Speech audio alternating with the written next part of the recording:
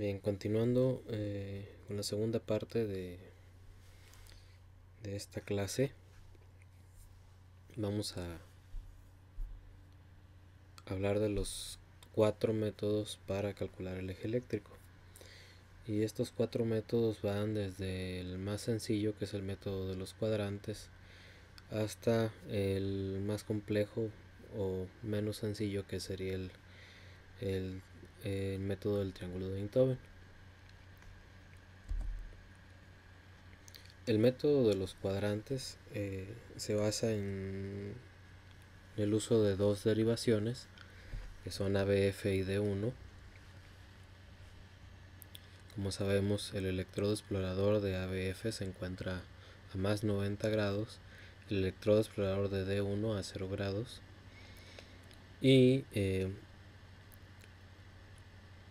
mediante este método vamos a determinar en cuál de los 4 cuadrantes se encuentra el eje eléctrico de despolarización ventricular. Y sabemos que el QRS puede ser predominantemente positivo o negativo en cada una de estas dos derivaciones, y dependiendo de eso va a ser el cuadrante que vamos a determinar. Entonces, si ABF es un electrodo explorador,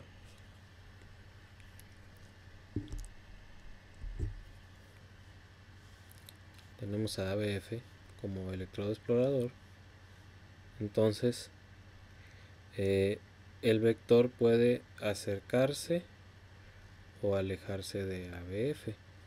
Entonces ABF nos va a decir si ese eje eléctrico se encuentra en los cuadrantes de abajo o en los cuadrantes de arriba. Si ABF se encuentra positivo o con un QRS predominantemente positivo, quiere decir que ese eje eléctrico se encuentra en los cuadrantes de abajo porque se está acercando al electrodo explorador.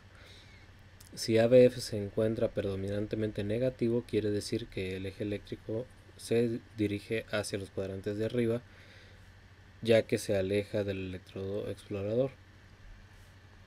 Cuando observamos D1 y este predominantemente es positivo, quiere decir que el eje se encuentra en los cuadrantes de la izquierda.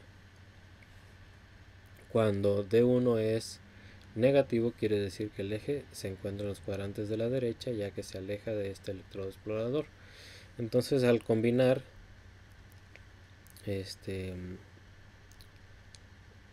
ABF con D1, podemos determinar en cuál de los 4 cuadrantes se encuentra el eje eléctrico.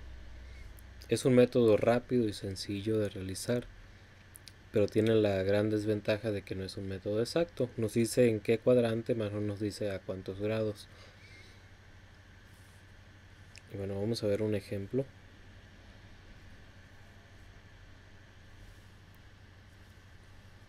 Perdón, antes de continuar, vamos a ver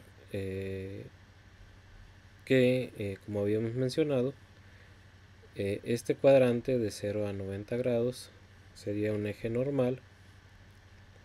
De 0 a menos 90 sería una desviación a la izquierda del eje eléctrico.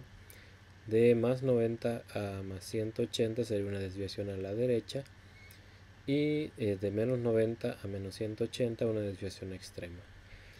Y esto, como ya lo mencionamos, está determinado por el voltaje predominante, ya sea positivo o negativo, de estas dos derivaciones. Entonces, si tenemos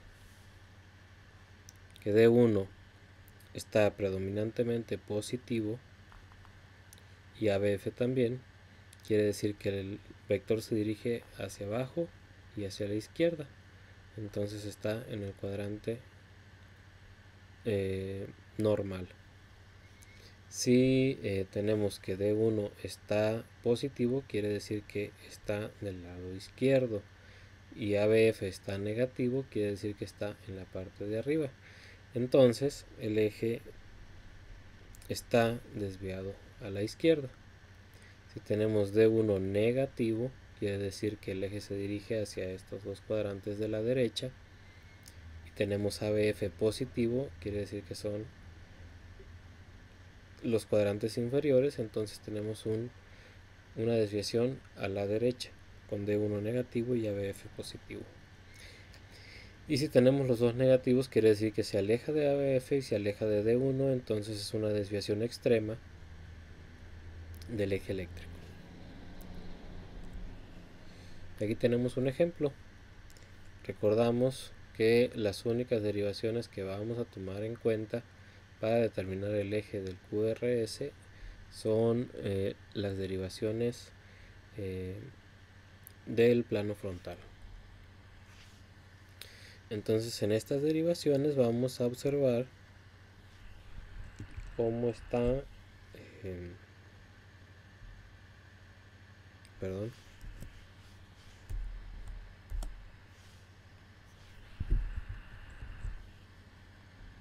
vamos a observar cómo está la derivación de 1 y la derivación ABF. Vamos a hacer un acercamiento. Aquí tenemos D1 predominantemente positiva, ¿sí? Y tenemos ABF predominantemente negativo. Quiere decir que cuando utilizamos D1 el vector o el eje se dirige hacia los cuadrantes de la izquierda. Aún no sabemos a cuál de estos dos, pero sabemos que está hacia la izquierda. Y cuando vemos ABF y vemos que está negativo, sabemos que es hacia los cuadrantes de arriba. Entonces arriba a la izquierda tenemos un eje con esta dirección, está desviado a la izquierda.